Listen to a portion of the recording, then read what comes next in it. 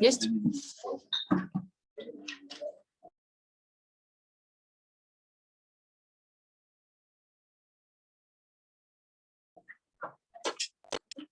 Okay. So first speaker will be Mr. Blank. Mr. Blank? Yeah. Ну, сейчас решим.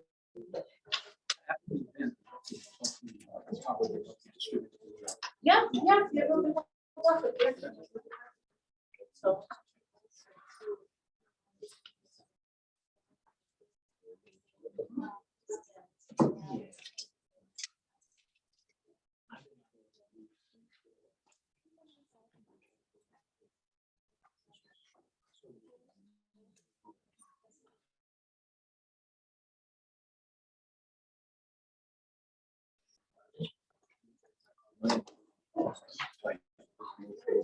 The children got 1 day off from school. We closed school. So if you only get 1 day off from school, that's not such a. Okay, so we're gonna prepare our coffee, yeah?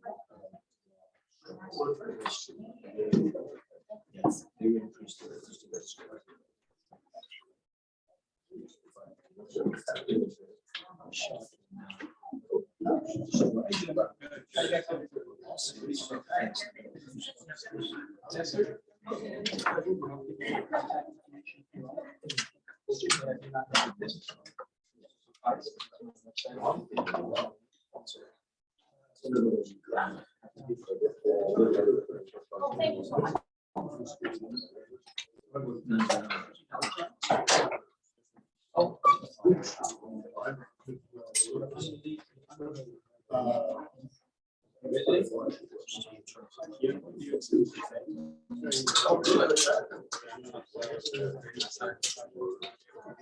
No, it sounds like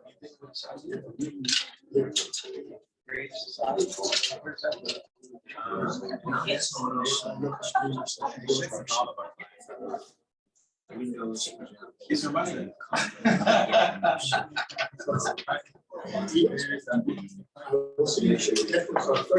Yeah. Yeah, I'm gonna tell you. We're gonna have a dinner together, right? Okay. Oh, lunch, yeah. Even better. Whatever suits you best.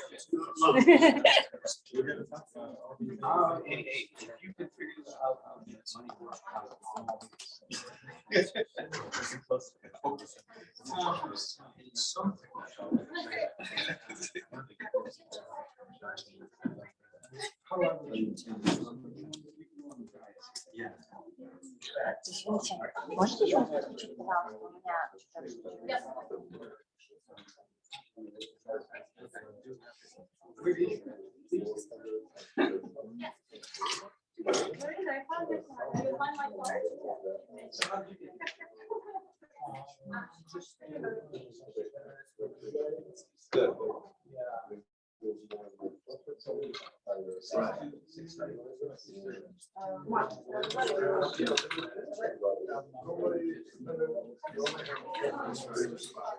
Really? Really? Put in water systems, some of it to drain the water, pump the water. So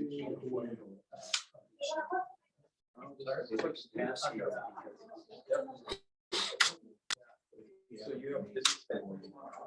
Oh, thank you, Mike. Thank you very, very creative society, just like you said. Creative society. Okay, I gotta make sure I have your name on here. 'Cause if I don't get this- Там в группе IGAPA. Okay, let's start, friends. Let's start.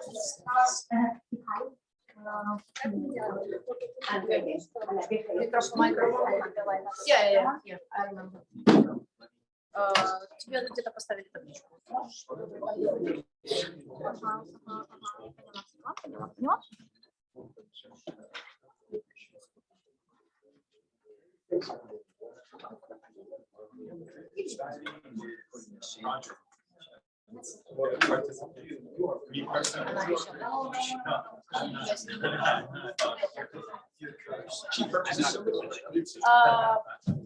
Стивен Блад.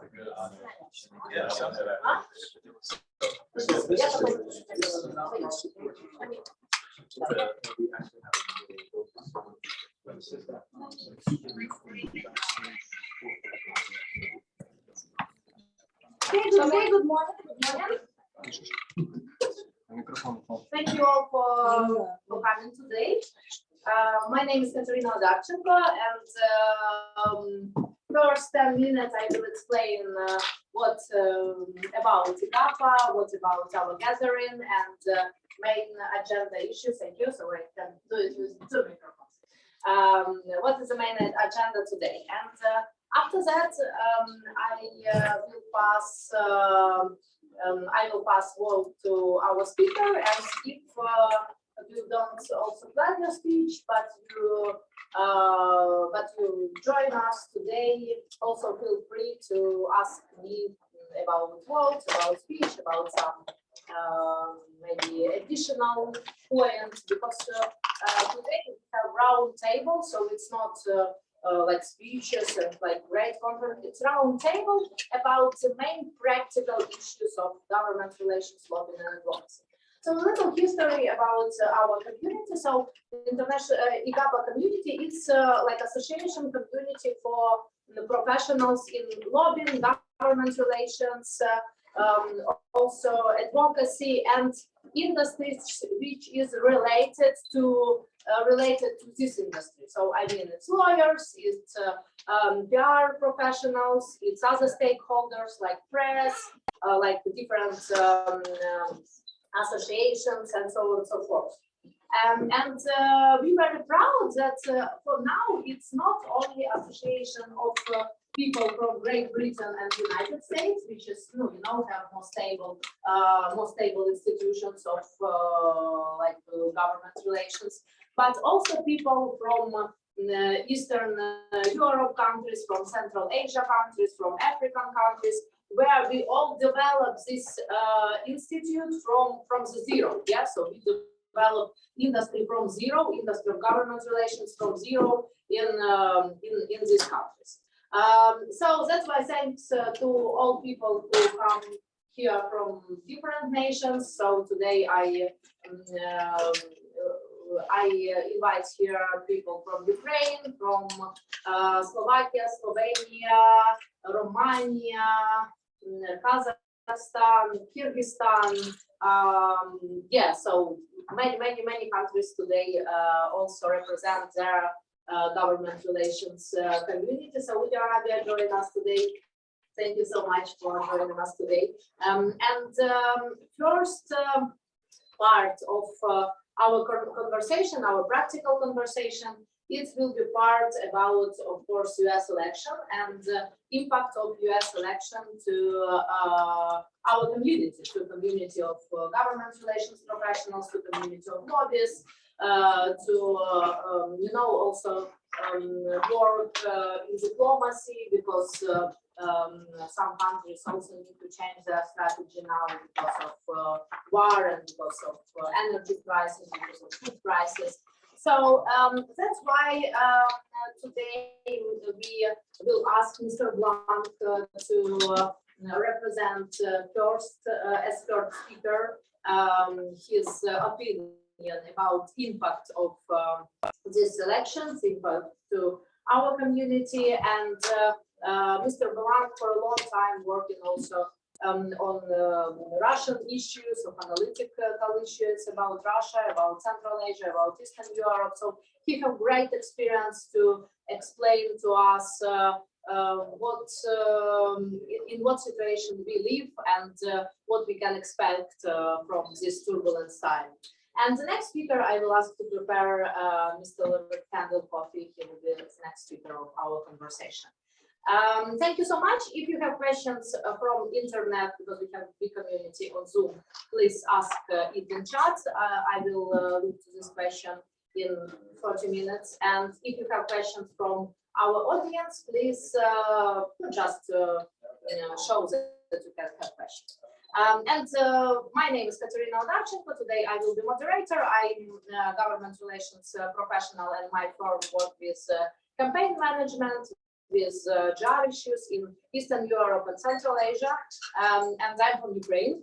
Now, like our family work in political sphere in southern Ukraine. So now my father under sanctions of Russian Duma. So that's why for me it's also important part of this conversation. It's part of advocacy of Ukraine, which we will tell about. So, Mr. Blanc, thank you one more time, and thank you to our partner Alatra TV for this for our international help. Yes, please. Can you tell us about creative societies? Yeah. So about our work today. So today we will work. Firstly, it's question about government relations issues, then cases of government relations professionals, then advocacy on Ukraine, and then our events of creative society and your advocacy work on that in more than 30 countries here, if I understand. 100, I see. I know only about 30. And it will be a separate event after our main conversation. Yeah, and you can find all information about all speakers and events in your booklet. So if you don't remember, for example, Odarchenko, yes, quite hard surname, you can see it in your leaflet.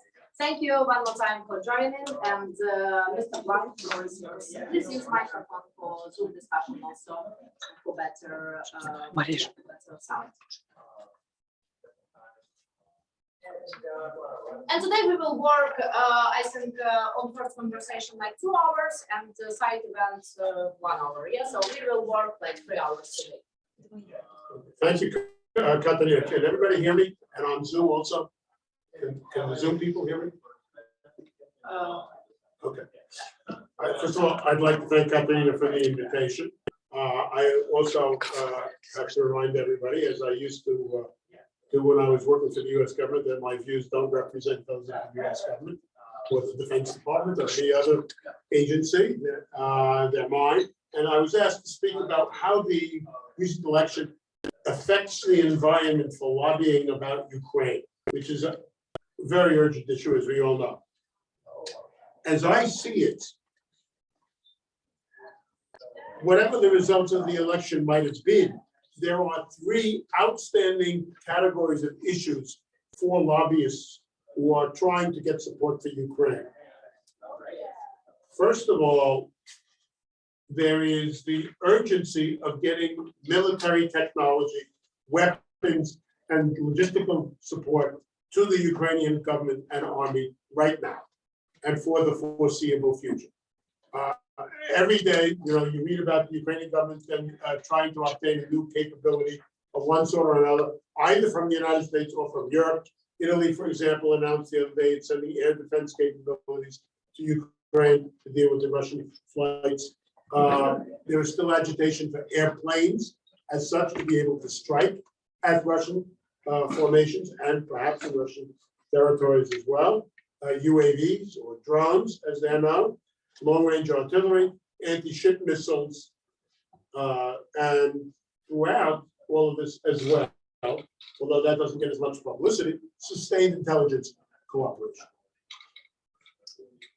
Second category of what is necessary to provide for Ukraine is immediate economic assistance for the present and then ultimately in the long term. For the present, we are spending now about $5 to $7 billion a month just for Ukraine to pay its bills. That figure is likely to go up because of the wanton destruction by Russia of Ukrainian infrastructure, which is continuing. Russian planes are striking Kyiv today. Once again, that's part of the overall Russian strategy. So at the same time as we are supporting Ukraine to pay its bills, we are also going to have to continue to support Ukraine to maintain vital infrastructure, potable water, electricity, heat, energy for the winter and probably into the spring as well. At the same time, are efforts underway, and I'm sure some of you have seen at least, all of you have seen at least some of them, to devise a plan for the long-range reconstruction of Ukraine once the war is over. You see a lot of references to something on the scale of the Marshall Plan or other things. There are various think tanks in this town and in Europe working on those, but that's obviously not just a question of putting plans on paper, but allocating large resources, trillions of dollars, and someone's going to have to lobby funders for those investments once the time comes around. That investment also means that Ukraine, once the war is over, I would have even argued now as well, needs to be admitted onto a membership track for both NATO and the European Union, because each one guarantees the other and supports the other and guarantees European security, and for sub-regional or regional organizations in Europe, like the Three Seas Initiative. I could go into that further if you have questions about that. Finally, the third category of support that Ukraine needs, and this is becoming increasingly prominent in the media discussion, is support for whatever negotiating profile emerges as a result of the war. There's already a large number of people writing, Foreign Affairs magazine, for example, saying we have to get Ukraine to negotiate now, we have to prepare now. The United States has to be blunt, rather more proactive and insistent about its terms, because if Ukraine continues to win, this makes it more likely that Putin will escalate to nuclear. We can't have that, and therefore we have to keep Ukraine in line. That's literally the argument you get out of Foreign Affairs, stripped of all the academic argument. That's basically the core of a lot of that. And therefore, the Ukrainian government is saying our terms for a negotiation, which Moscow today rejected, are basically no negotiation until the Russian army is out of Ukraine, that reparations are agreed to, and that the territorial integrity and sovereignty of Ukraine is restored. In other words, victory first, negotiations. Obviously, Moscow is not ready to accept that for a lot of reasons. That's the agenda that I see. Others may see a different agenda, and that's fine, although they're wrong. But that's the agenda I see now that lobbyists will have to deal with, whether they're in Europe or in the United States, in order to obtain support from private funding sources or politically connected agencies, international finance institutions, international relief organizations, legislatures, think tanks, and governments. The present environment in the United States as a result of the election is very different today than what most of us expected last week. I was just having a conversation before this session up with Mr. Wiggins, and I told him that I'd said to my wife in September, this is not going to be a cakewalk for the Republicans. Two reasons. One is Roe v. Wade. The other is Donald Trump. I think both of those were validated. And I've restored my credibility as a political analyst, at least at home, because I thought Trump would never get elected in the first place. So I've been sleeping on the couch for the last 6 years. But now all is well. And the election, therefore, has a different outcome than many people, many professionals anticipate. The issue of Ukraine plays a role here, both on the left and on the right. Let me start with the right.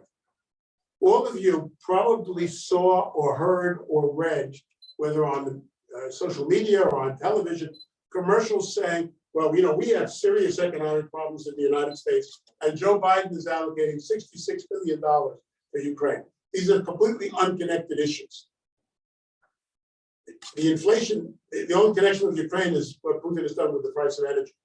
And the $66 billion, we're not going to stop the inflation. So the issue was an attempt to play to the Trumpist wing of the Republican Party. You hear a lot of this on Fox News, for example, that we are spending too much on Ukraine. Ukraine may be corrupt, it's a rogue elephant, and so on. And that therefore we have to restrain it. And that after the election, we're not going to issue any more blank checks.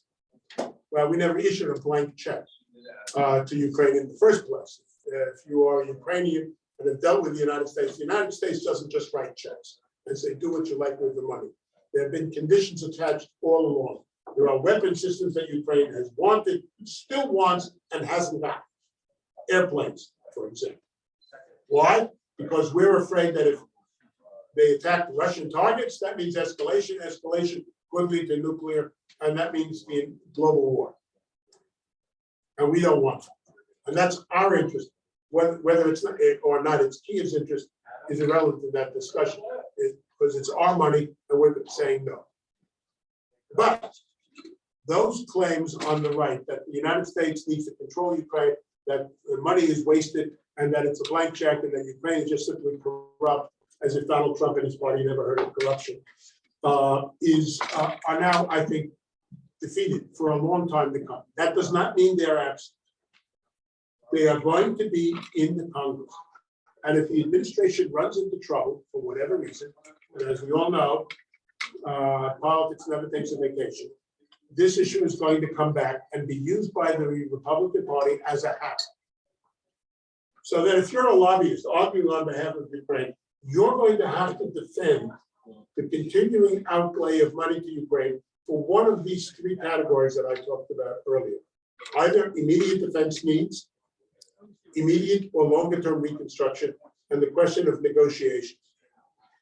Those are going to be issues in American politics, even though the right-wing attempt was defeated at the polls. Those appeals failed. All the public opinion surveys show that the American public supports Ukraine, is extremely suspicious of Russia, as well as China. Furthermore, the failure of the Republicans means that in many cases, the committee chairman of key committees here, at least in the Senate, will remain people that they were in the existing Congress. Now, the Republicans appear poised to gain control of the House, maybe by a handful of votes, literally. The committee chairmen there are not going to be able to dictate the kinds of agenda that was talked about during the campaign with regard to cutting back on Ukraine, even if they want to. And the fact that the Senate is Democratic, as well as the White House, means they will be restrained. So that's a good sign. But there will be pressure all along to attach various conditions to whatever outlays the government makes. And there may be pressure from private sources as well for the same reason. We have economic difficulties here. We have to answer to our constituencies here. Therefore, we can't quite give you what you want, or we're concerned about Ukrainian corruption. And we all know before 2019, before 2021, Ukraine had enormous problems with governance and corruption. And those problems need to be attacked publicly, resolutely. For example, the Ukrainian government is now nationalizing some corporations, whether or not you think nationalization is the right way to go. Part of that is an attack on corruption. If you're a lobbyist, where you can point to this and say, look, they're making, despite everything that's going on, and the emergency of the war, they're doing this, that, and so on. So those have to be kept in mind. On the left, the populist argument is also fear of escalation. And second, we need the money here to deal with social problems. Now, again, whether you're a Democrat or a Republican, I don't think that the money that goes to Ukraine detracts from our efforts to deal with climate change, economic inequality, racial problems, education problems, crime in the streets, and all the other issues that we are all too familiar with. The problem, I think, has been the political will of administrations, both on the Republican and Democratic side, out of Congress, to attack these problems. Because we've all known about them for years. These are not new problems. When we were authorizing money for the pandemic, people were worried about inflation 2 years ago, and we haven't, largely because of those authorizations. So Ukraine is again being used by the progressive left in that ill-fated letter of the 30 that they sent out a few weeks ago. In order to advance their agenda, they got slapped down, but that does not mean the issue has gone away. In other words, we have a pretty good prognosis for lobbyists. Ukraine was not an issue in the election. There is substantial and probably long-term public support in the United States and in the key institutions, private and public, for support for Ukraine against Russia. But that does not mean that we are simply going to get everything we want. The sums of money that are involved are enormous and are going to get even more enormous because of the continuing destruction that's taking place inside Ukraine. And since it's taking place at a time of inflation, those costs are going to go up. And because the European Union and the European economies are in worse shape than we are. And it will be very difficult for the European Union to draft a coherent policy for reconstruction of Ukraine, let alone membership. And even if they come about with a membership plan, and even if NATO comes up with a membership plan, it'll take years for those things to be implemented. And obviously, years open up all kinds of possibilities. So, how do we deal with that problem? If you're a lobbyist, how do you answer the charges about corruption, about the large sums of money, about the fact that we're risking escalation, and so on? First of all, I would argue, and I really believe this, that every dollar, franc, Deutschmark, or whatever it is we send to Ukraine is an investment in peace, not war. Now, I realize it's for war. I'm not trying to kid somebody, but it is investment in the long-term peace of Europe. Because if we fail to secure Ukraine, Russia will be back. I'm not the only person in my profession who's saying this. Frank Steinmeier, president of Germany, for whom wisdom has come late, recently said that. Failure to get the Russian army out of Ukraine means the perpetuation of Putin's imperial ambitions, capabilities, and of domestic support for it in Russia. So therefore, every dollar we put in Ukraine to get this war over quickly is an investment in peace, not only in Ukraine, but in European security. And the United States has fought 3 wars, 2 world wars, and a Cold War to preserve European security. This is a 4th example. But if we don't do it now, we'll have to spend a lot more money down the road and from a worse position. Ukraine is therefore, as one of my colleagues wrote years ago, the keystone in the arch of European security and is defending European security. I don't think you can stop driving that point home. At the end of the Cold War, we said that European security was indivisible. Now Moscow's trying to use that in order to say that nobody can do anything against Russian interests. But the fact of the matter is that whenever Russia attacks a neighboring country, whether it was Georgia, Moldova, or Ukraine, there was a breach in the status quo at the end of the Cold War, and in the idea that European security is indivisible. Furthermore, this war is not only about Ukraine. We see repercussions in Africa, the food issue, which is a whole other issue we can discuss. We see it in the Middle East as well with the food issue, and the energy issue is, of course, global in its ramifications. So this is not just about Europe, but it is still an investment in peace. Third, anybody who wants to discuss this war or use the war to advance a political agenda needs to recognize something very crucial. This is not a typical war. This is, and I say this fully, an intentional genocide on part of Russia. It is an attempt to destroy the very idea, not to mention the material reality of the Ukrainian people and nation. Now, there are people who will disagree with this, and it's a free country, but the evidence is overwhelming. Deportation of children, ransacking of cultural objects, mass murder, mass torture, rapes, wanton destruction of the entire infrastructure, calls for the destruction of Ukraine as an entity, and so on. And I can tell you from my own personal experience, I know what a genocide is. I'm the child of somebody who fled Poland in 1970. I don't need to be told what this is all about. Those of you who are lobbying for Ukraine need to bring this point home, because for there to be true peace, there has to be victory, and victory means not only reparations, financial, however that's there is, but accountability. Whether you have truth programs like in South Africa after Mandela came in, or criminal trials, because God knows criminal war crimes are taking place on a massive scale. This is an intentional genocide. This is not just simply a war, I want your land. No, this is a war to destroy Ukraine. And it is a genocide by the understanding of the UN, and it has to be stopped. And therefore, the sooner we get it stopped, the better. And also, the sooner we stop it, the less chance there is of escalation.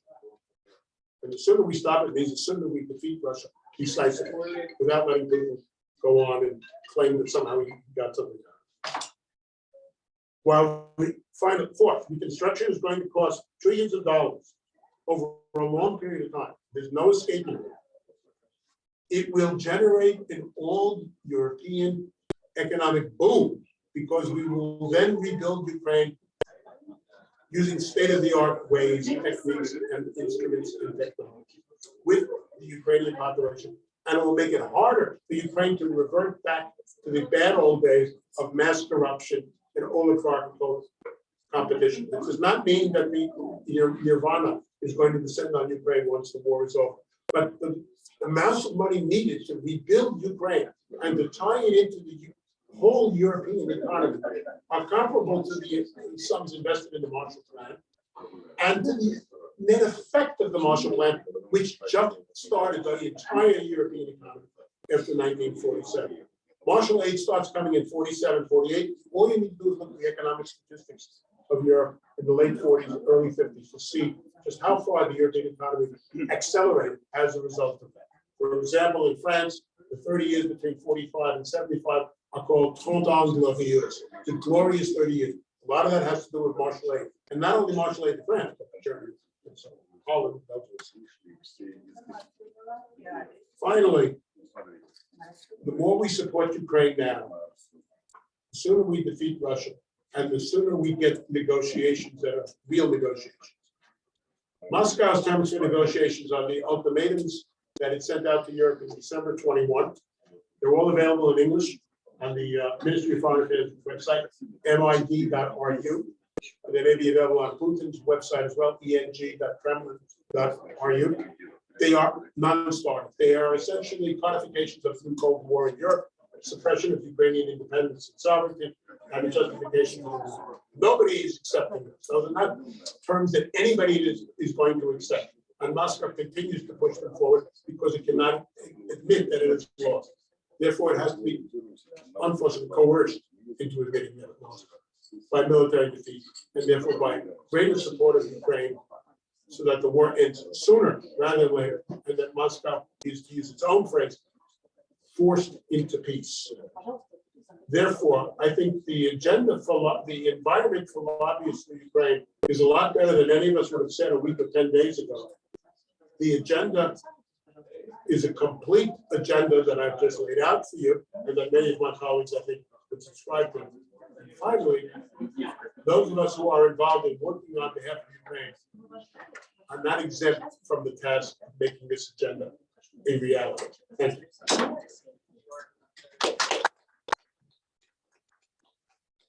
Thank you so much, Stephen. I have one additional question. I will ask from here. So, can you explain how this situation with Ukraine also have influence to Middle Asia? because it has great influence. Yeah, and about Eastern Europe, you mentioned a lot, and also your understanding about situation on energy market. Because we see new information about liquid gas, it's huge sector of lobbying. And we also see that it's a great issue. And for example, Michael, he worked with energy issues. And for us, it's very interesting your opinion as also a person who has the best expertise in Hudson Institute and other think tanks, what lobbyists must do and what trends they can see in energy sector, and also what people and government from Middle Asia countries must to do to have better relationship with like Western world. Okay, Yeah. when you say Middle Asia, you're referring to Central Asia? Central Asia, Okay. yeah. I mean, Kazakhstan, In Russian, Kyrgyzstan. it means Middle Asia, but okay. Yeah, In English, it's Central I Asia. mean, Kazakhstan, Uzbekistan, Kyrgyzstan, so these countries. Okay, thank you. Let me start with the first question about Central Asia. The war has undermined much of Russia's position in Central Asia, particularly in Kazakhstan, but not only. We see the Kazakh government, and I published an article about this in August. If somebody wants it, I'll make sure you get it. That we see the government of Kazakhstan is moving cautiously but decisively on a series of fronts to assert its greater independence from Moscow and to rebuff Moscow's attempts to assure hegemony over Central Asia. And even the idea that you see in a lot of the Russian right wing that somehow Kazakhstan is still Russian territory because about 30% of the Kazakh population, at least before the new influx of Russians fleeing Putin took place, so that northern Kazakhstan is somehow attached to Russia.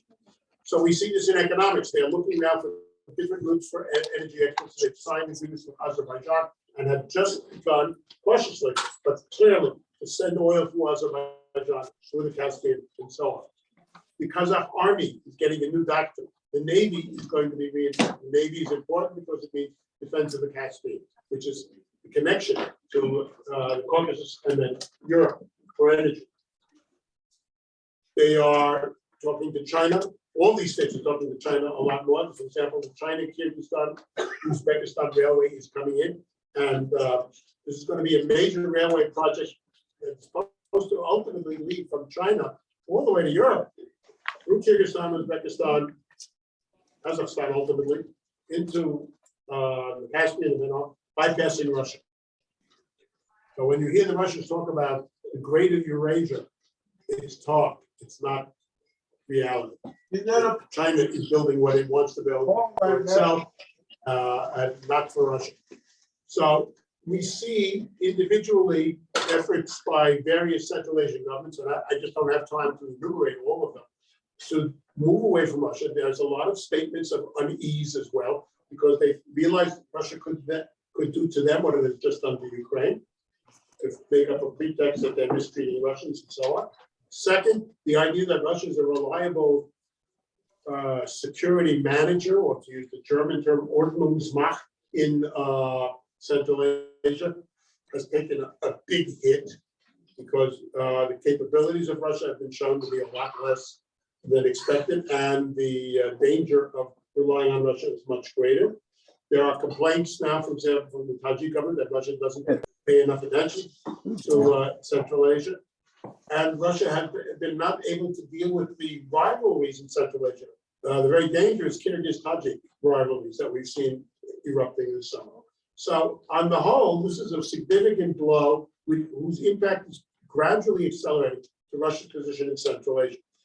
In Eastern Europe, it has solidified Eastern European opinion against Moscow.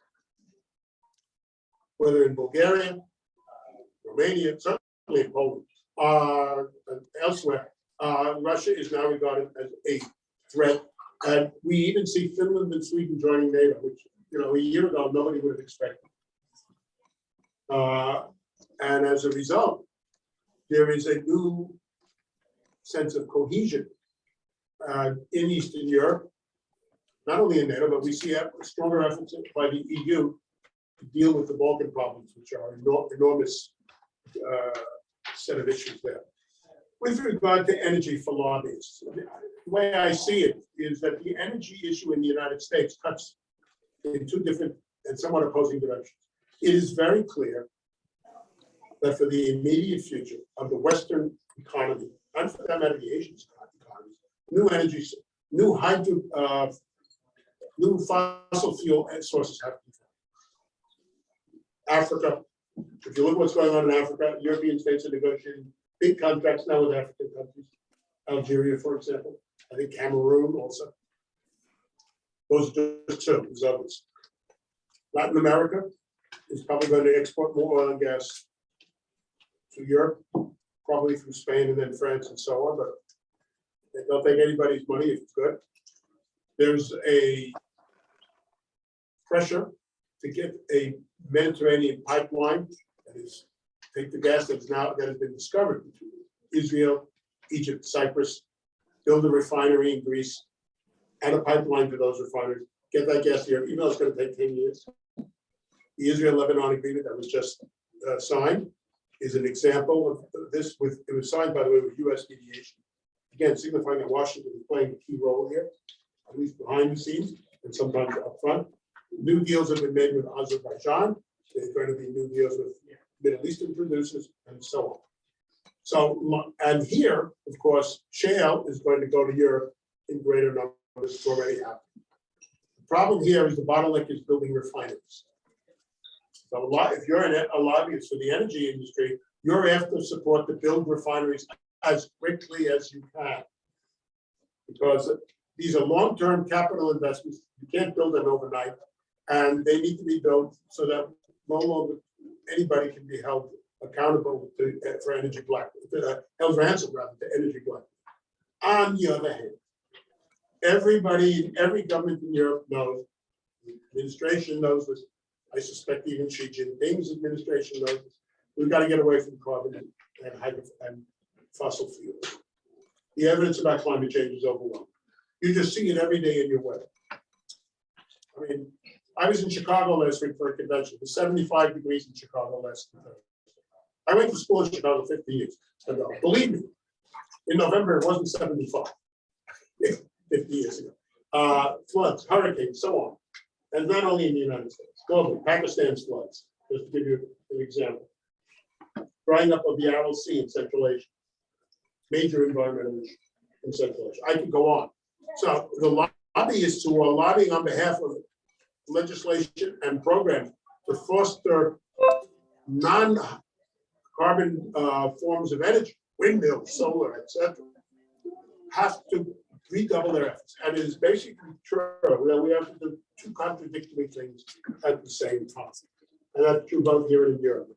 One, we have to get hydrocarbons from Ukraine to Europe and to other countries that are in supply, just as we have to get foodstuffs that are being blocked because of the issues relating to the Black Sea, so countries that depend on grain exports in the Middle East, in Africa, and elsewhere. Second, at the very same time as people are lobbying, and they have a powerful lobby for energy, whether it's shale or LNG or whatever, we're going to have to move faster to get rid of energy. I don't know how you do it, frankly. I don't know. I frankly don't know. I'm not an expert in energy. And this is obviously a contradictory test, but it's mandatory. There's no way around doing both of these things at the same time. And it's going to be up to this administration and whoever is elected in 2024 to deal with the problem. And we can no longer put our head in the sand and say this is not an issue. You know, for example, if you live in Florida, you saw what the two hurricanes this year have done there and further up the coast. So there's no good answer. I mean, I know what the agenda or the environment is telling us, but I don't know how you square that circle. Thank you, Mr. Blank. We can have questions about this geopolitical issues because it's I think basics in our work also. Andres, please your question. Thank you for your presentation. My name is Andres. I'm a PhD student in globalization international affairs. And I'd like to know your complete different perspective on this issue, and that there are a lot of negative which was supporting Russia, saying that this is a proxy war, the US or Western proxy war. So how can international media organically work on this? I just reverse. Mr. Kwame, this is Robert Warren. I was told to give you a call by Donald Whitehead, Laston, Naturalist for Homes, concerning my housing placement up at Edgewood Terrace. I've been an applicant there waiting on some form of subsidized housing assistance for the last 7 months now.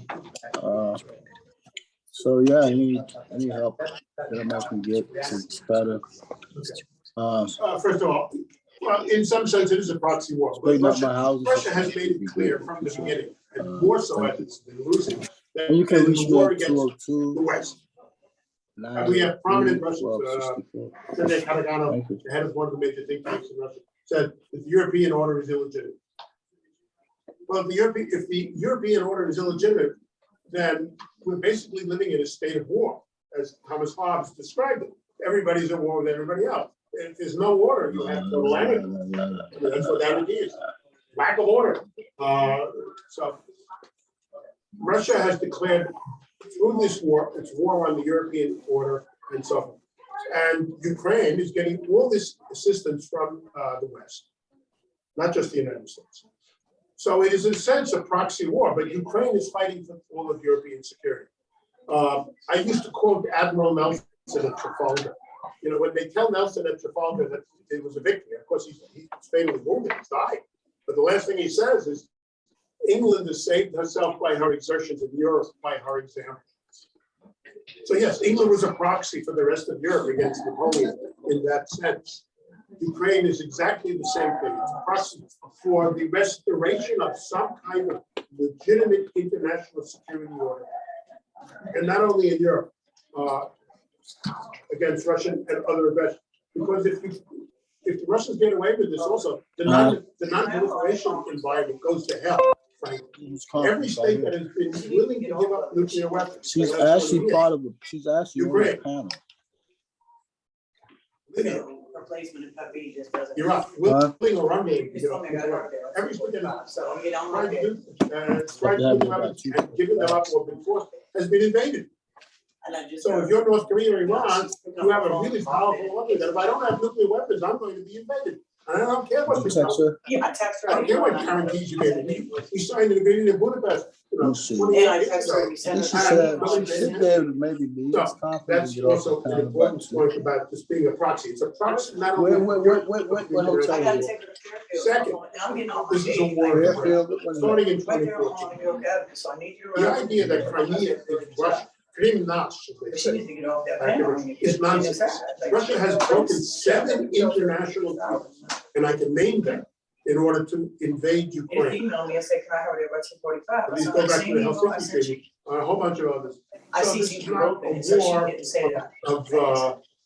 And that's straight from proxies DHS. Me, alone, yeah, it is a proxy war for Europe and order, but it is also an No, attempt she to declines establish this, I ain't international gonna order. vote no more. You just can't go around invading That I just got. because you want the territories, or because, you And know, when you get on 1,000 this, years they'll ago, take her. Vladimir the Great may have been baptized in there, so. That's not a good casus belli. Calvin told me call this down. Call So I know, that's why I said. Tommy Booker. And we're not altogether sure he was baptized there. So now, About what? the other question you had Kwame is Booker. about, What about it? excuse me, what's the other? It's all about the Supposed to international be trying to help me press with and this how problem we with want the to- terrorists. Well, And this will be the last question. okay, international, look, you have to keep talking to the press and you have to So make. what's that gotta do with me in my hour Explain to? why your argument is the correct one. I mean, I'm writing an article right now, dealing We'll with all call the and people who see say if we I have can to get her. negotiate. This And guy the point is, been talking there for are, the they don't last tell you that 15 they're afraid minutes. that Ukraine might win. They're afraid that Russia might I escalate. sent you the email from And DHS, so he got. Putin uses this in order to keep You know, Ukraine talking about installed. those two for me. The point is, the longer this war goes Like, on, I'm not even supposed to be on my bed. and Russia can no longer win. It's replacement, you know what I mean? No, that's gone, unless he drops the nuke. The longer this goes on, the more likely it is that he will resort to the nuclear weapon. And certainly he's going to resort to more and more nuclear threats. And when you do that, you run out of space. He's actually kind No, of you're in the Shakespearean ability. conference, but You can't go you back. can You can only go probably forward tell to him the you wall. have a hard stop at You 2 have to stop. o'clock. Thank you so much, Mr. Blank, and we will have also opportunity to have conversation on clock, so it's okay. And also I can I'll recommend email her, I'll text her, let her know that I have to have her there by Mr. Blank's 2:45. analytics We're gonna get on it better. Hudson Institute and maybe on YouTube. Like, I work Because really if hard you trying to wanna get know more, it's very, very good resource to find. Also, if I can ask, if this issue is connected with Ukraine, so thank you that you start from the third point of our conversation. If I can ask somebody to volunteer to translate for Ukrainian soldiers some issues which was discussed, I will appreciate it. Yeah, I will appreciate it. So next speaker is Kendall Gordon. So Kendall Gordon was the best in the United States, and he also worked for a long time in Florida as U.S. attorney, and he now is across the United States. So that's why Kendall know American policy from inside and also from legal point of view. So Kendall, can you please explain to us results of these elections, and also in what sectors it will be most prospective to work? Because, for example, for me, You have a hard stop. Ukrainian issue is also basic issue which change also your inner policy. I mean, your Well, they have a bed for you. policy in the United States. And many people who work in IGAPA in the United States, they I'm now not sure. mostly work Probably, on I'm not sure. European You have to go get. economical issue which connect to Ukraine, which connect to new workplaces and so Where on are and so you? forth. So please, can you give your perspective on this question, 145. and like what sector for like lobbying and will be more perspective for next year? And do you know how many money what industry is spending? Girl, you got something, I think that conference. Oh, yeah.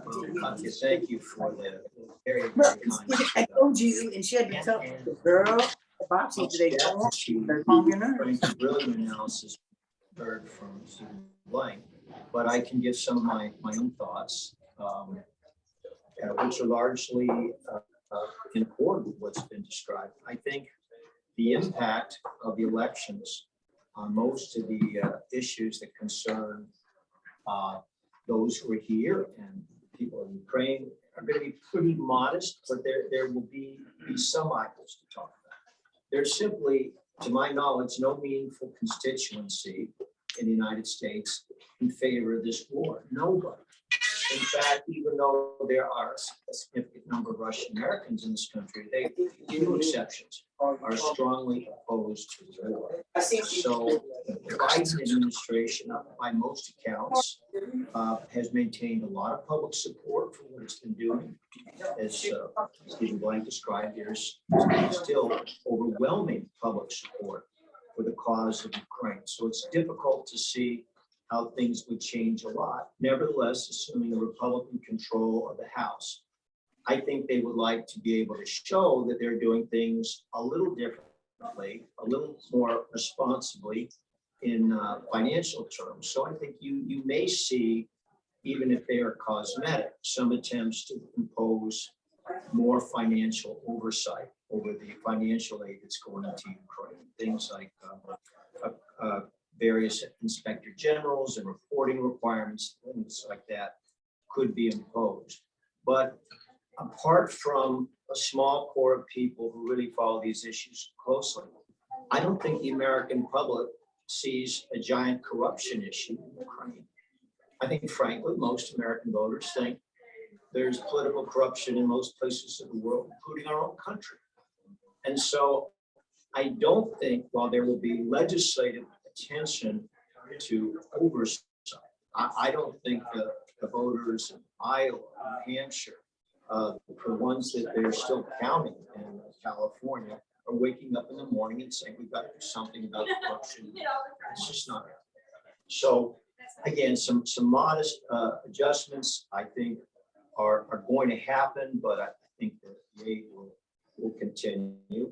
I'd say, by the way, and I know that's not a focus here, that the executive branch has essential control over immigration issues. And that has been remarkably supportive of Ukrainians who need to get to this country for different reasons. It's one of the most warm and cordial welcomings that has been seen in many years. And so that's something that will certainly continue throughout the balance of the Biden administration. But one thing I've been tracking are some of the legal side issues. Both sides, by the way, Republican and Democrats, had called for, not by majorities, not by votes, but by significant numbers, called for designating Russia as a state sponsor of terrorism. Hasn't happened yet. That's a designation that under existing laws would come from the executive branch, ultimately the White House. But just to put in perspective, that is not necessarily going to make a huge difference for Ukrainian victims of this war.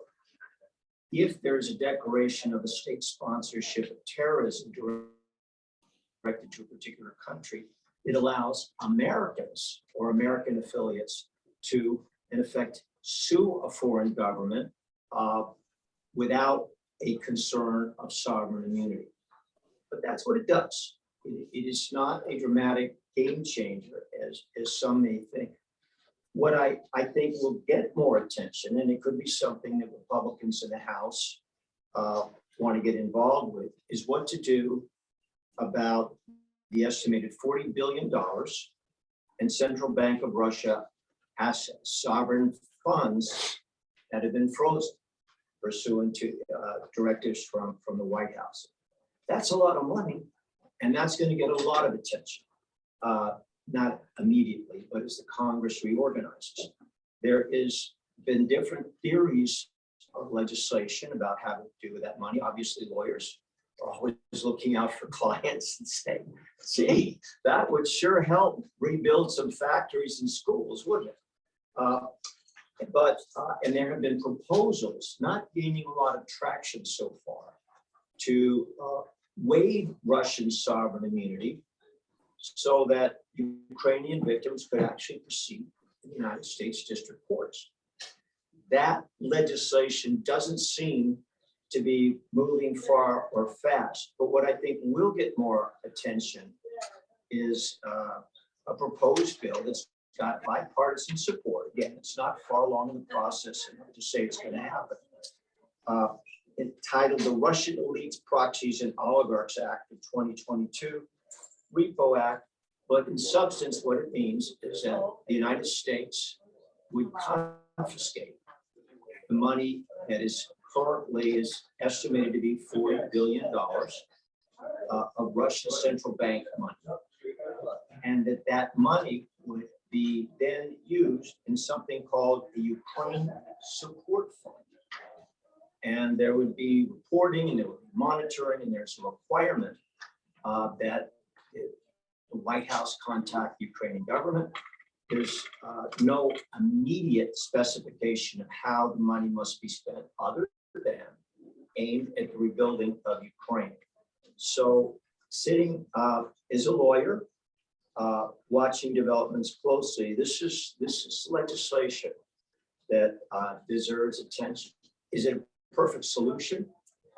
If the money in effect goes directly to Ukraine's government or to an international fund where other countries are also confiscating frozen Russian bank assets, and there are countries that have considerably more than the United States does, such as Japan and even France. Could there be this international fund directed at the rebuilding of Ukraine? It's certainly something to be on the lookout for.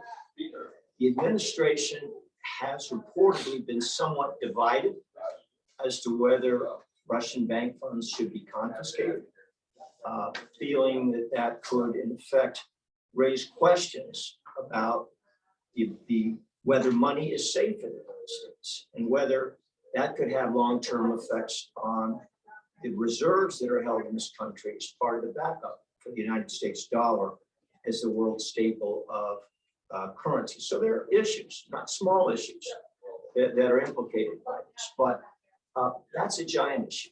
And I wait with interest to see if a new Republican House, led by who would then be the Speaker, Kevin McCarthy, to see if they engage on these issues.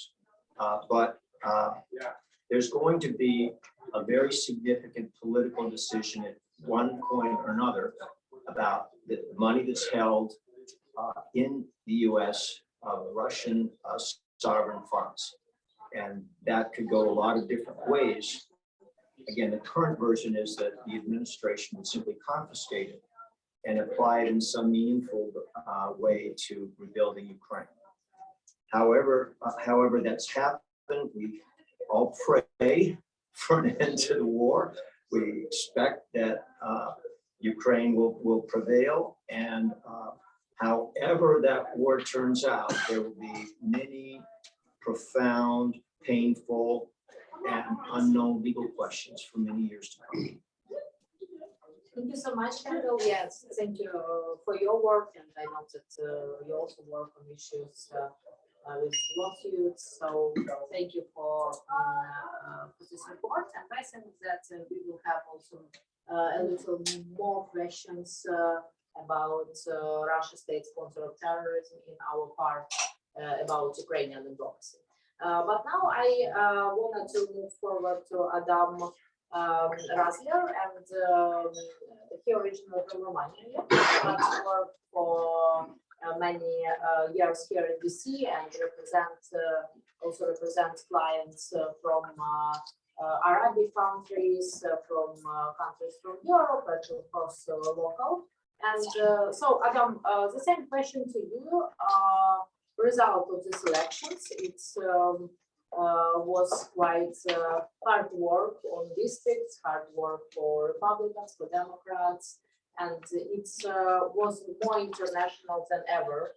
So many international issues and local issues. So can you explain us what lobbyist was the most active? And maybe is lobbyist from Eastern Europe active now here? And maybe your perspective about our market or government relations and lobbying next year in the period of global crisis. So please stage this. Well, thank you so much. It's a pleasure to always be here. The election, everyone is still trying to dive into it, and most certainly the biggest thing everyone's trying to do is place blame, right? Who's at fault for the wave that just did not descend upon DC. When you look at the outcome, I think that what we saw on Tuesday night of last week was definitely a surprise. However, as we are seeing final things come through, and we look at what really has transpired, it is not as stunning as we thought last Tuesday, right? The Republicans are now one vote away from taking control of the House of Representatives. Everyone expected that to happen, right? That the $1 million guess was by what margin? Will the Republicans have a 10 vote or less margin of control, 10 to 20, 20 plus, or could the wave be even larger than that? And the Senate was always 50-50 up in the air. The surprise and the disappointment for Republicans was the loss of the Pennsylvania seat from the retiring Senator Toomey in this election. And the fact that Republicans failed to convert any Democratic seats in the Senate as well. But overall, we're going to still see half of what we expected. We're going to see a Republican-controlled House, and that's going to have some very differing sets of perspectives and priorities than the Democratic-controlled Senate and the White House. And this is where we're going to see a very unique and interesting turn in Washington. The president is going to have to decide to follow one of two courses, and his predecessors have each chosen one of these two options when they have a divided Congress. He's either going to try to find some common ground and still set out that position of, I was elected nationally. I understand there's been a slight change in the midterms. However, I still set the direction. Or he's going to do what other presidents have done, and we saw both Trump and Obama behave this way when they lost control of Congress, and basically turn their back to Capitol Hill and say, I'm other than the things that I absolutely have to do with you, I'm going to go it alone and use the power of the executive order. So it'll be very interesting to see what Biden chooses to do. And I think many will agree that Clinton and Bush, when they lost control, did all they could to extend their hands to Congress and say, let's find common ground and work together. But the last two former presidents of Obama and Trump had zero interest whatsoever in partnering with Congress. So the question now is, where does this take us in this 118th Congress? What are the priorities? You know, we've heard a lot talked about today with Ukraine. There's still going to be an enormous amount of focus and attention placed on the war that is going on. You know, to comment quickly on some of the previous comments that were made on it, voters by and large voted in this election on the quality of candidates more than anything else. It was not as much about, you know, am I happy with how the war is being supported here in the United States, my view on the abortion decision from the Supreme Court, my view on Biden or Trump or the economy. It was more, is this the right person that can speak on my behalf and represent my voice for these next 2 or in the Senate 6 years going forward? And Americans, by and large, I do believe of both parties are continue to maintain a very high level of support for Ukraine. What we're going to see happen, though, under a Speaker McCarthy House, or even if there were to be someone else, is when the president sends large funding packages, they're going to go through that and say, you know, we'll use an example. If the president wants $50 billion, but only $40 billion of that package is earmarked for Ukraine and 10 is earmarked for domestic spending, that's what the Republican House is going to cut out. So they're going to go to the White House and say, we're not opposed to giving you the 40 for Ukraine. You can have that. We stand with them and agree with that. But we're not going to pack other spending measures into this. And that was what has been done in this current 117th Congress, with each spending and rescue bill holding a certain portion of funding to supply funds for domestic programs that the president wanted that he could not get through in other means, and force the Congress to take it up through that channel. Priorities in this new Congress are absolutely going to revolve around energy policy, from renewables to clean, sustainable energy. Both parties believe they have the right vision and the right path forward on how to address this global issue. We're going to see a lot on issues of economic policy. Both parties have a view on, are we in a recession? If we're not, are we going to be entering one? And if we enter it, how do we cope with that? We're going to see Republicans obviously launch a series of investigations. The White House is not going to be able to hold that at bay. The question will be how much they're going to participate in and work with Congress on that, and how much they're going to delay and try to circumvent that, right? And these are going to range from the origins of COVID to the Afghanistan withdrawal, to investigations into the president and his family personally. The list goes on and on of what Republicans want to target this White House on when we move into the new Congress. Republicans made a lot of promises, right? That they are going to also want to try to hit issues of education, and you know, what they are dubbing their parents' bill of rights. They think that gives them an into that demographic of voters. But international policy is going to also play a big role in this. The modernization of the Pentagon is going to still take a heavy set of attention and time in this next election. And I think one area where we do see some common ground, but from different vantage points, in Washington in a Democratic Senate and a Republican House, is taking on big tech and social media. How are we going to address these monster corporations and entities that seem to have a lot of free reign right now, but are starting to really irk people from both sides of the aisle across the United States? And so it's going to be a very interesting time. With this narrow division, though, you know, we're still going to have essentially a 50-50 Senate, right? We don't know the outcome of the Georgia runoff yet. If that goes in the Republicans' favor, it will be a dead even 50-50. If it goes in the Democrats' favor, it will be a 51-49 Senate, but still 9 votes short of breaking the filibuster. And so we're going to see a lot of very tough battles fought out in this next Congress. And something that's going to be interesting to watch from the lobbying perspective was, in the first 2 years of the Biden presidency, Democrats were all in with Biden. They were going to defend and stand behind him at every turn and to try to push their agenda forward.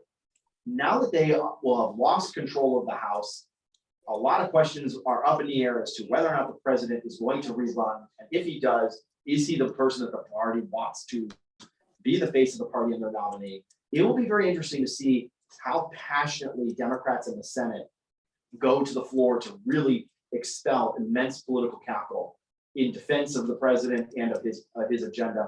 Or are they going to start moving away and pushing more of what they think should be the new Democratic agenda for the 2024 elections? So it'll be a very fascinating year in 2023. The nice thing is we can all take a deep breath. There's no elections in 23, other than we do have 2 governorships up in November in Louisiana and Kentucky, but no federal elections. And the presidential primaries won't start until 2024. But there'll obviously be a lot of buzz and excitement around that question of the presidential primary for both parties. And we sit here today on the day where it is widely rumored and expected that the former president, Donald Trump, will launch his 3rd bid for the White House from Florida later today. And we expect the House of Representatives to be called today. And as we're sitting here right now, Republican caucuses are sitting in the House and Senate and voting on leaders for the 118th Congress. So for lobbying, there's still a wide array of issues that are really going to be at the forefront, and opportunities for continued engagement with this Congress, and opportunities, especially for Eastern Europe. Speaker McCarthy has spent a considerable amount of time traveling to Ukraine and throughout Eastern Europe to meet with allied states from Poland, Bulgaria, Hungary, Romania, United Kingdom, and France, and Germany. And they are really seeing an opportunity from 2 perspectives. But there is that common ground on the defense of Europe is critical.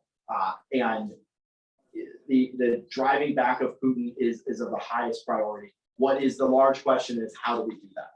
And can we do that? And what is going to have to change in that strategy and direction moving forward in a divided Congress? It's going to be a very fun and energetic year here next year. It will not be for the faint of heart. There should be no dull moments, but there will be an enormous amount of opportunity. But happy to answer any questions for a few moments if there are any as well. Yeah, I have a question. So do you analyze what sectors spend more money for elections? So what industries give more money to elections this year? So we saw in this election system an enormous amount of what's called IE, or independent expenditures spending in the campaigns. And we saw a flood of money coming in from energy, especially from oil and natural gas, really trying to make the claim to American voters that domestic production is critical and that can help ease the economic pain that not just we are suffering in the United States, but the entire world is going through. So energy spent a lot of money, social issues as well, really pushing the issue of the Supreme Court's decision on abortion, trying to remind voters of one position or another as to the danger or the benefits of a court's decision in that manner. So we saw huge spendings from those 2 fronts, but energy was absolutely at the top. Yeah, makes sense in this situation. Yeah, makes sense. And now your energy company also fight for European markets with Kateryna. So yeah, it's also very interesting to know how lobbying work in Emirates, in Qatar, in Saudi Arabia, because last year before war we do very interesting experience exchange with people who do government relations in United Arab Emirates. And it was a great experience because it's other markets of like government relations, and they have their culture, which is also interesting as culture of government relations. Maybe we will discuss about that also today. Thank you, Adam. I know that you today also have a meeting. Thank you for joining us. And the next question is to Egon Cholakian. He worked for a long time with White House, with the administration of president here, and his main issue, which he wanna share with us today, is how to work with presidents. And because all the time, mostly when we discuss, for example, when we have JAR forum in Turkey, we discuss mostly how to work with, no, in Turkey is a bad example because they are also like quite centralized power, but in Europe, for example, you mostly work with committees and with members of parliament. here you also work with senators and with people from House. But one of the main points, and now we see it very directly, is work with the president and his team, not even in the United States. So, Egon, can you please explain how to work with presidents and maybe also your perspective about these elections and about worldwide crisis which we now have because of aggression of Russia? I'll start off. Thank you very much, everybody. What an impressive group. I very much appreciate that you invited. I'm going to use a metaphor.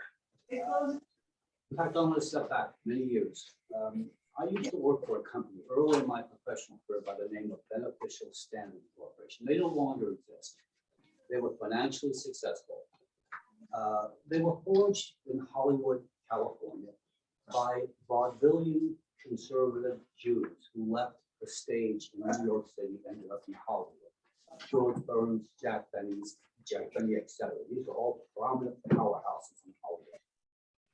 That boardroom became the kitchen cabinet for Mr. Reagan.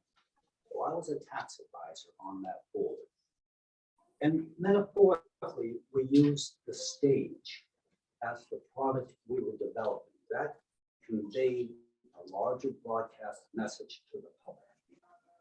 When I speak with potential clients and lobbyists, when they approach you, want to talk about how do we deliver a message, how do we deliver a product, how do we sell this idea to an executive body? They often come in with a very almost just an isolated view. They want to go in and say, please do this favor for me. This is what we're paid to do. It just doesn't make sense. When the Ukrainian war broke out, my first thought was, I'm going to get involved in this project.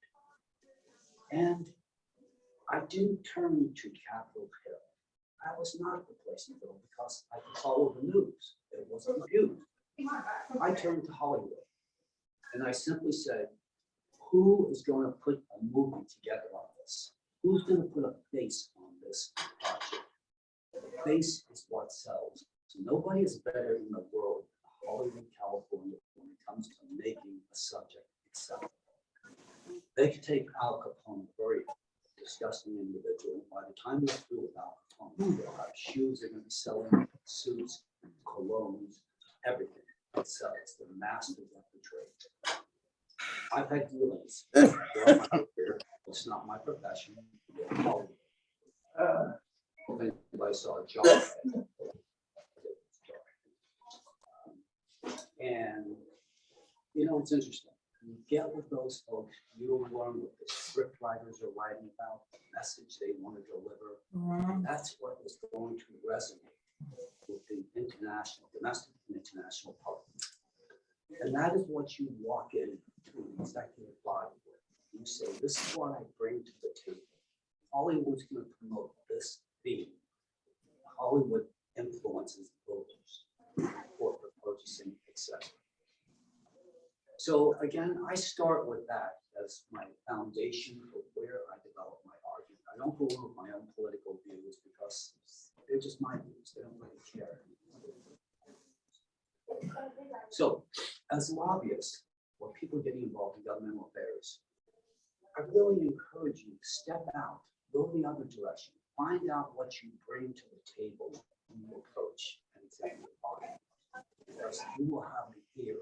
You can go in that room and say, this is what's coming down the pike. You can be on this side or that side of that situation. They will listen. They can do their due diligence behind your back in a matter of seconds. And it just resonates positively. That's international. That's not just local. So, in reaching out, I reached out to Hollywood just probably a month ago. And I simply said, in a nutshell, what directors are involved? I think those studios, I really want to see what the director. And I also reached out to Broadway. I have no background whatsoever in entertainment. I can't even talk directly otherwise. I've got 4 Tonys to my name on Broadway, but I was an investor. That community is in this project, yet nobody's turned it. I said, what can we garner out of this relationship? It carries press coverage. Prepared to hop in. And yet nobody's turned to that resource. And there it is, a couple hundred miles away from us right now. Again, entertainment. Powerful tool. That gets you in the front door of the White House. I don't care if it's Republican or Democrat or anything. Get you in. The news will follow. That's where the money is. And so it's not, don't go in and say, this is our technical argument. Hollywood doesn't want to hear that. They want to hear how we can sell this, how will we make money on this, and who's going to star in it. Now, the other day, I think less than a week ago, was that Sean Penn was in with Mr. Zelensky. President Zelensky was touting his Oscar. I don't know what that was all about, but it was Hollywood. People were meeting, and I saw no purpose. I had no idea what Sean Penn was talking to. Notwithstanding, there was Hollywood. Front and center was Zelensky with that Oscar. And when I saw that, I said, well, there you go, Egon. There they are. And that is a tool that is so powerful. Our community is not hacked in. I don't know why. But I do know not even a divorce, it never was a relationship. So it's a direction which goes the opposite. You go into the West Coast, not to Capitol Hill. Get into it. I strongly encourage you. I particularly encourage you if you're foreigners, because you bring a sight to that industry, that community that they're anxious to plug into. It's very much, it's an open door, contrary to what you may say, the Hollywood stardom is, no, it's a business. First and foremost, it's business. If you bring something to that table, you will have an ear open to you. So I've approached my colleague, simply said, I want to get involved with Broadway. I'm bringing Hollywood into it as well. And this is a point that I think is a tool that we should garner. Harness on it as much as possible, be an influencer in that story. Screenwriters need people to sit down with and say, please explain this to me. Why is the story taking place? It's not their background. So you are the vehicle by which they will get that story or should get that story. You can be first in line for that. And you have the same basis here that you have law firms to do it. You can go directly through the cinema industry or Broadway industry. Through the doors. And they have direct access to the White House. And so it's a simple presentation, but that is a vehicle. Don't cancel. You may not know those people, don't cancel it. I was approached by one of the projects a month ago that Mr. Zelensky had put in place.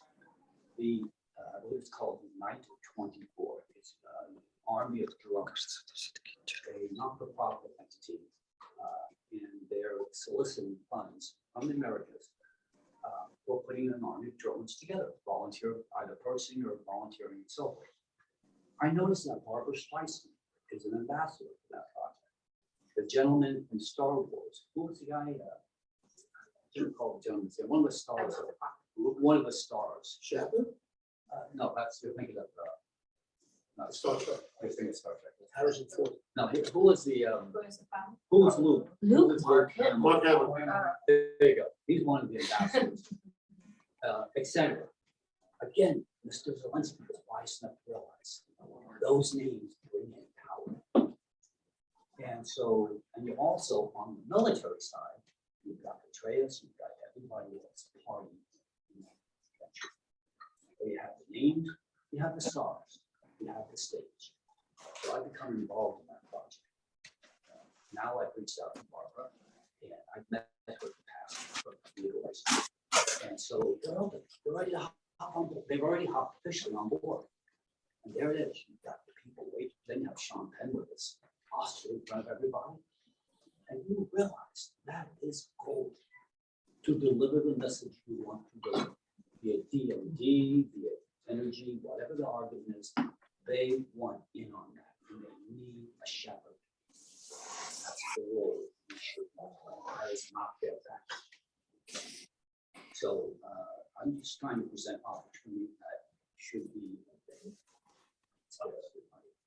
Thank you so much. Yeah, on our previous meeting, I will remember maybe on one of the previous government relations forum, we discussed direct panel about tools.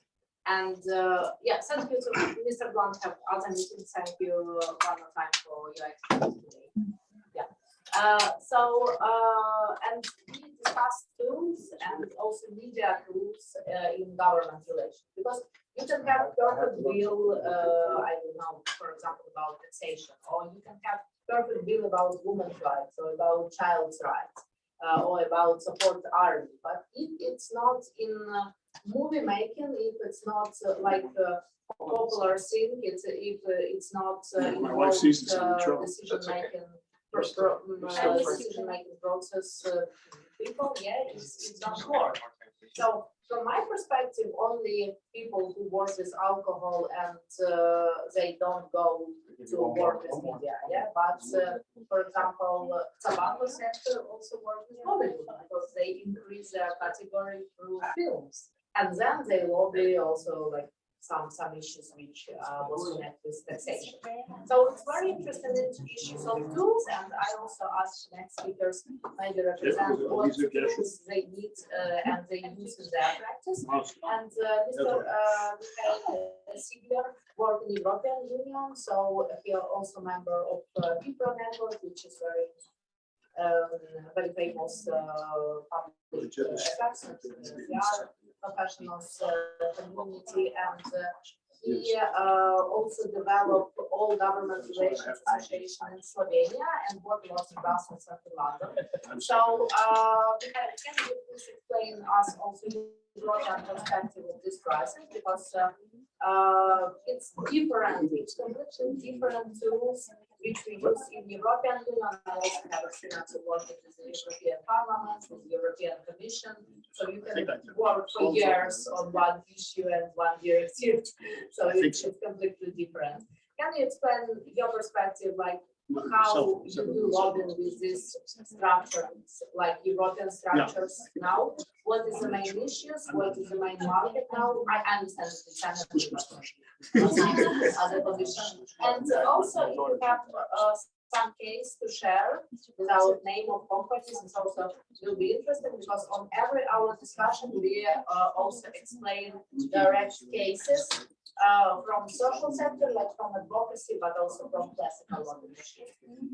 So please, I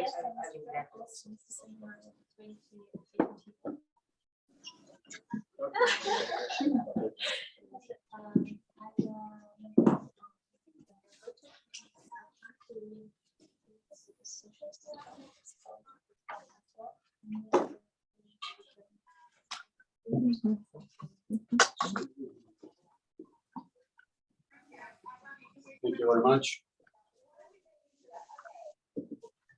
We just arrived yesterday from Europe, and I can say that I'm very proud because we just got the new president of the Republic, who's actually the first lady after the Slovenian independence. And I'm proud because I was also the part of the election campaign team. So we're hard working on this, and that's for me is very special being here, because you know we are seeing and viewing the things in Europe a bit differently, which is here, but from the lobbying perspective. But before coming back to this election, let me say that in Europe we have very different, how to say, interests within the lobbying. Of course, globally there are two major, how to say, countries or cities where the lobbying is regulated and where it's the most important, and that is the United States and now within the European Union process. And there are, how to say, two cities where their regulations are met and how actually to be the lobbyist, how to lobby. We have in Europe, when you ask me how we have transparency register. So actually all the, how to say, the companies, non-governmental organizations, regions, how to say, different associations from the energy, economical interests. So they're all enter the transparency register. And this is when you wish to lobby European Parliament, European Commission or Council. So in this way, of course, there are a lot of companies which are having their seats in Brussels, or maybe they are lobbying outside from Brussels, but within the European Union. And they are in this, how to say, different procedural processes when to lobby and to address the, how to say, the European Union. Of course, it's very tricky as well because there are so many states involved. And if you are a smaller state, and I'm coming from Slovenia, you have to have more and more lobbyists in Brussels if you wish to succeed with some interest. It's not that you'll be just, how to say, sitting at home and waiting that something will be happening without that you're acting in Brussels.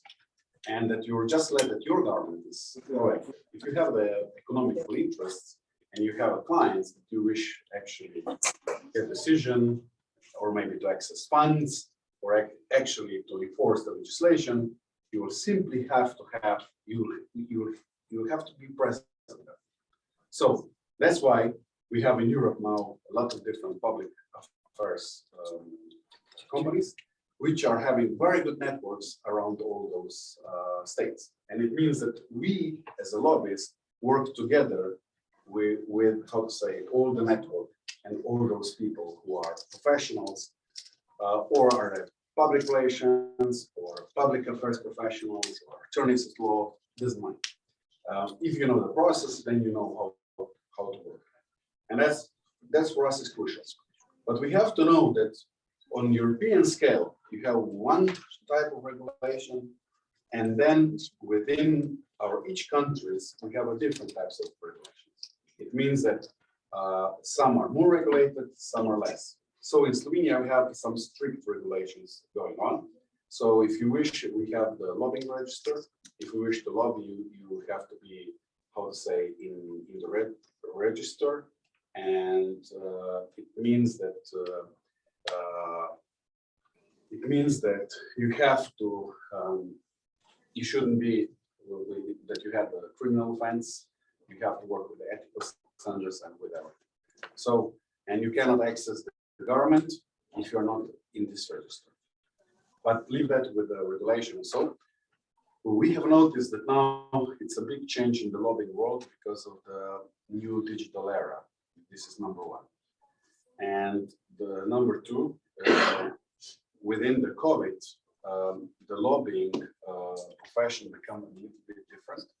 Because if you're smaller, you need, how to say, an access to, how to say, to the government official.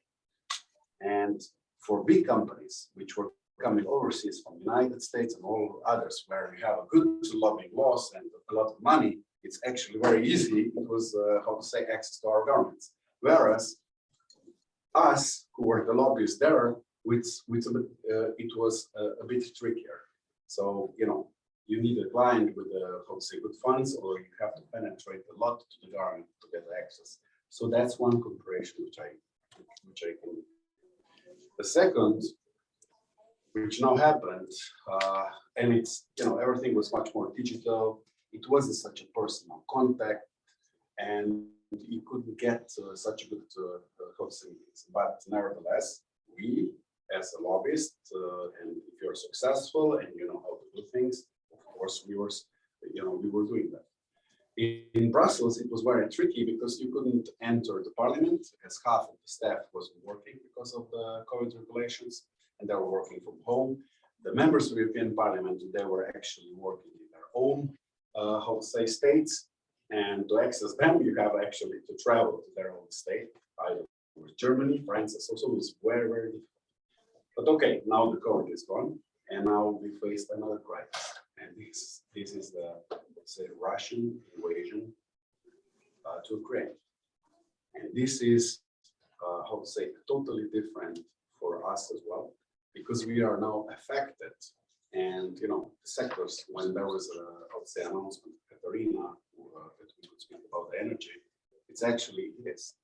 Now the lobbyists, we are working in the energy sector a lot in European Union because we are afraid what will happen during this winter. So you know that Putin is not only that he is calculating that with the invasion in Ukraine and with the military attack, but he is also using using this winter and the cold as a weapon against the European Union.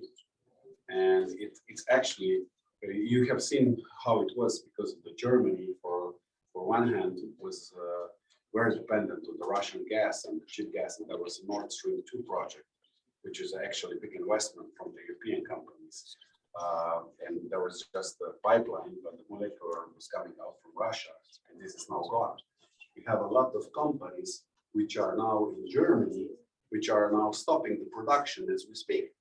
If you have noticed today that also European Central Bank, but the German Central Bank is actually preparing that some of the companies or also transportation companies will have much more, how to say, cash available for the winter because maybe there will not be also the petrol on the petrol stations, the gas and so. So it's really tricky and crisis situation.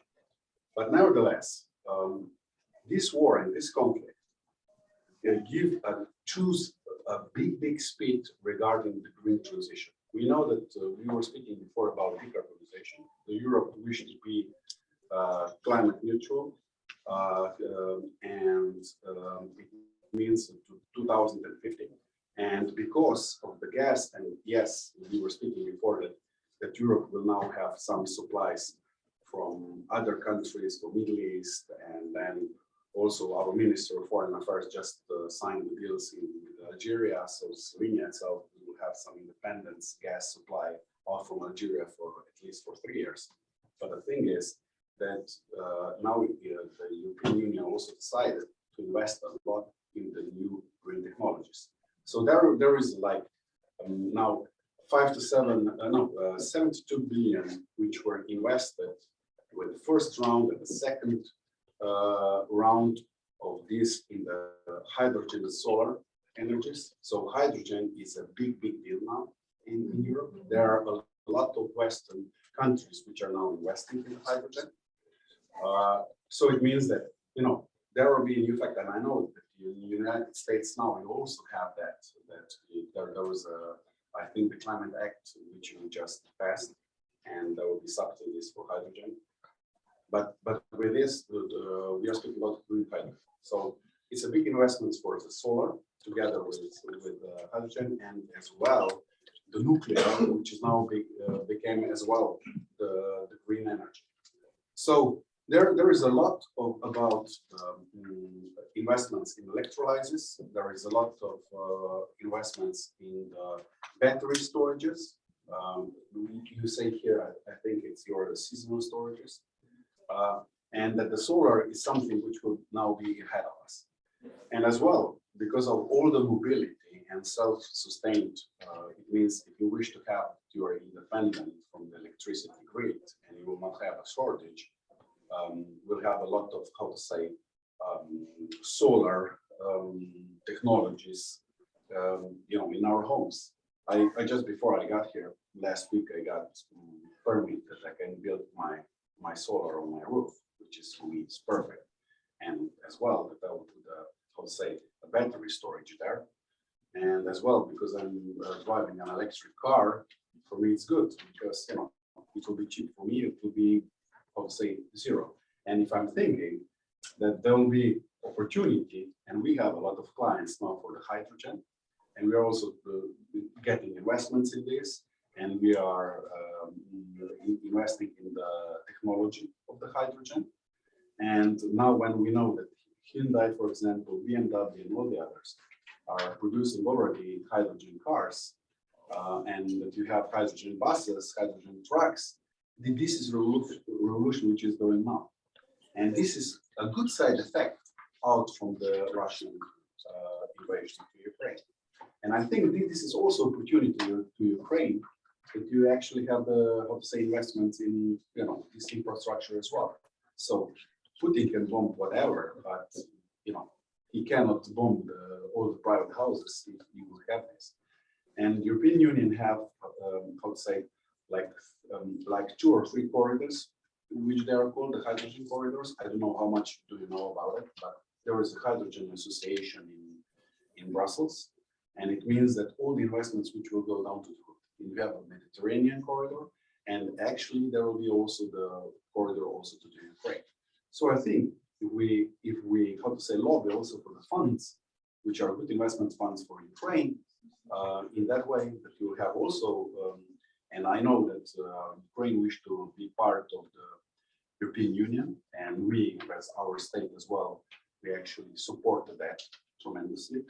I'm sorry, because it's a slow process will be, because it's for every country, but let us take this, aside, because we wish that also the Western Balkans will come in, because they are also there, and we see Serbia and all the other countries, and for the peace, that this is important.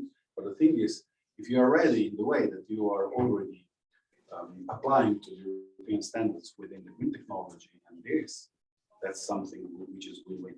And then we can forget also for the Russian gas and things. Michael, I have a question. So I see a good trend. So it's women's leadership in Europe, it's green technologies, and till here people use nice trucks with big giants in Europe. Now it's new era. So like Americans also must see these trends. But do you think that European Union still have money for green energy? Because it's feed-in tariff, it's additional money for budget of all European Union and for every country. So you still have budget for green energy? Yes, of course. Yeah. The budget is there and it's more coming because we are all contributing to the European Union budgets, and it's also on a political level. That's something which was decided, and there are investments. And the only thing it is, for example, our state is small, and it's 2 million people, 24,000 square kilometers, and we were dependent on Russian gas.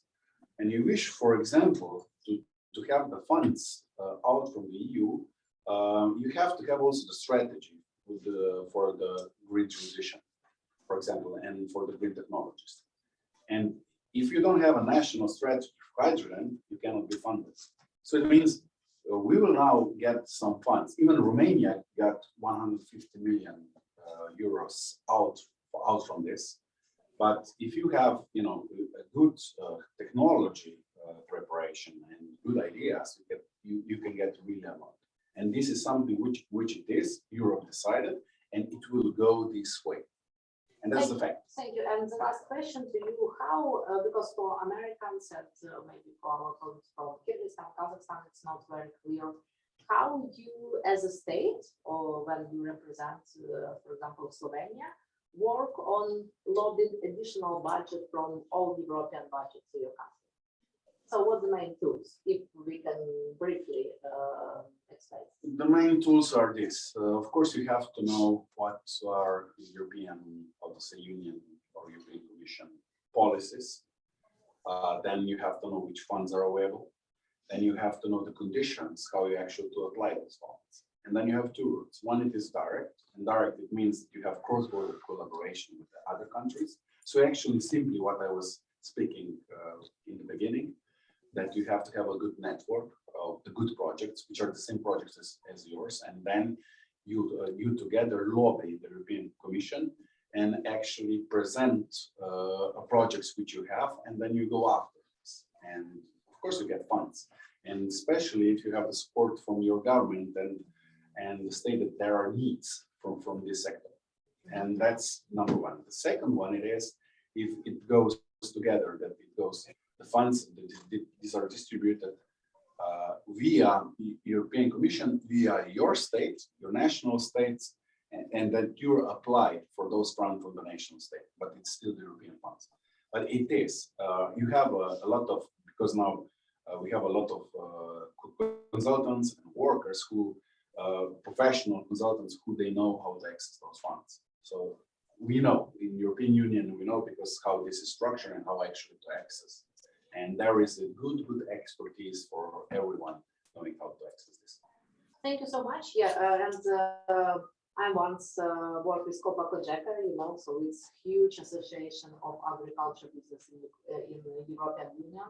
More than 7 million members, if I remember right, in this association, and they very strong this work with these funds and also these aspects of protectionism, you know, of protecting their market. So very, very interesting questions. And now I think that will be interesting to saw some advocacy cases from Mrs. Asam Maralova, who have great experience in business. So she works with the biggest corporations in Kazakhstan in the sphere of development, in the sphere of raw material, in top management, and now she worked on advocacy issues, which connect with education. So I think that it will be interesting for all of us also see tools and main problems, how people from Central Asia work also with advocacy and lobbying issues, and to compare with some practices in the United States, because after Asam, I will ask Mr. Walls also explain tools which he used on his practice in Philadelphia and here in DC. So Asam, please explain your position, your cases, and your work on education and advocacy. Yes, and Mama.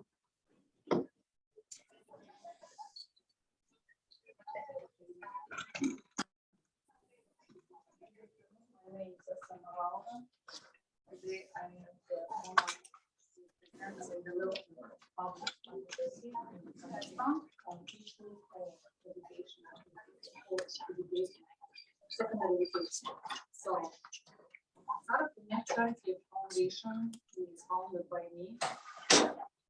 Connect protection all the interests of all participants in educational process of school students, teachers, parents. So, unfortunately, state institutions in Kazakhstan cannot provide access to quality education for all children, regardless of their socio-economic background.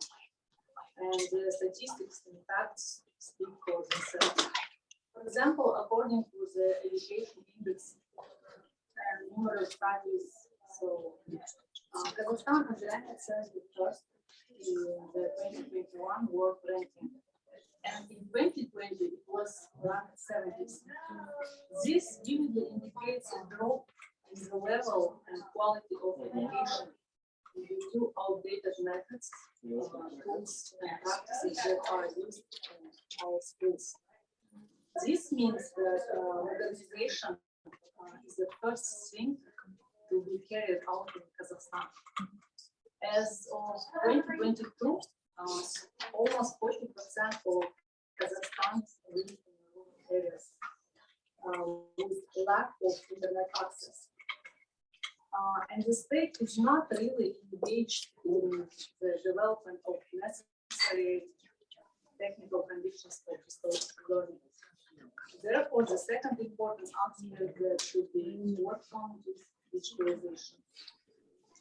Furthermore, we should take into account the significant population growth in the south of Kazakhstan. In August 2022, the Minister of Education and Science of Kazakhstan, stated that there are currently not enough schools in the country. More than 260,000 students don't have schools to go. And by 2025, this number will grow to 1 million. So, in this regard, many schools were forced to implement triple class shifts because of lack of classrooms. And this naturally brings up question. Is Kazakhstan able to provide a quality education for all children at all? Even now, local executive authorities in the south of Kazakhstan don't have time to solve this problem. And according to the latest international report on the educational statistics of the Republic of Kazakhstan for 2022, 25% of schools don't have gyms at all. And in 10% of them, physical education classes are held in the places not suitable for them. Almost 14% of schools don't have libraries, and 15% of them don't have canteens. So for a high quality 21st century educational process, we need modernized classrooms with special equipment, furniture, technical interactive boards. So therefore, the third important